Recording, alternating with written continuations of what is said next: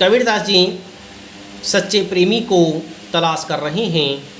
कबीरदास जी कह रहे हैं कि यदि इस संसार में हमें सच्चा प्रेमी प्राप्त हो जाए तो समस्त प्रकार की बुराइयाँ अच्छाइयों में बदल जाती हैं, क्योंकि सच्चा प्रेमी हमारे लिए उन्नति की ओर ले जाता है, इस संसार की अज्ञानता को नष्ट करता है। कबीरदास जी आगे साखी में कहते हैं कि हस्ती चढ़ई ज्ञान को सहज दुली चढ़ारी, स्वान रूप संसार है भूकन धेजक मारे। कबीरदास जी कहते हैं कि हमें सहज समाधि धारण करनी चाहिए। कबीरदास जी ज्ञान मार्गी शाखा के प्रमुख कवि थे।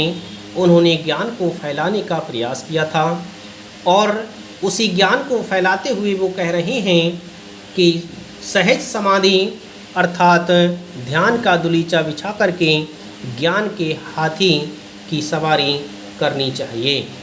हमें ज्ञान का दुलीचा बिछा करके दुलीचा बिछा करके ज्ञान रूपी हाथी पर सवारी करनी चाहिए। ज्ञान प्राप्ति के लिए सहज समाधि लगाइए।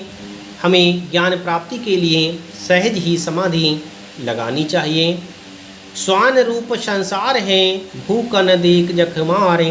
कबीरदास जी कहते हैं कि यदि तुम्हारी आलोचना करने वाले लोग प्राप्त होते हैं तो हमें उन पर ध्यान नहीं देना चाहिए, क्योंकि यदि आप समाधि लगाओगे, यदि ज्ञान प्राप्त करोगे तो तुम्हारी आलोचना करने वाले विभिन्न प्रकार के कुत्ते भौंकते हुए नजर आएंगे।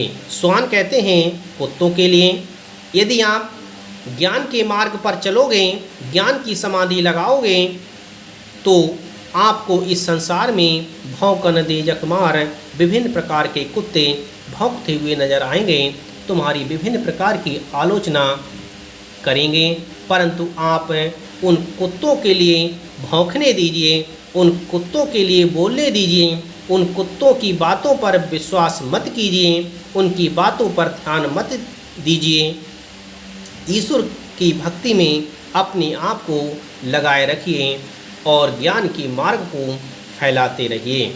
इस तरह से कबीरदास जी कहते हैं कि हस्ती चढ़ी ज्ञान को, हमें हस्ती अर्थात ध्यान का दुलीचा बिछा करके ज्ञान के हाथी पर चढ़ करके सवारी करनी चाहिए।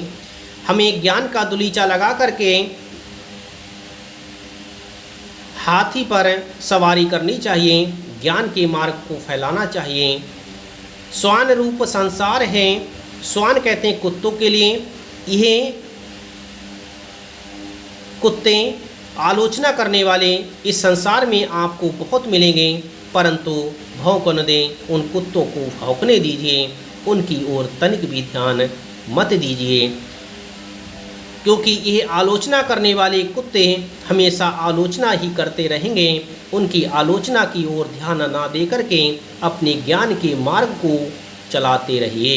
इस तरह से कबीरदास जी ज्ञान के मार्ग को फैलाने का प्रयास कर रहे हैं और ज्ञान के मार्ग को फैलाने की बात कह रहे हैं।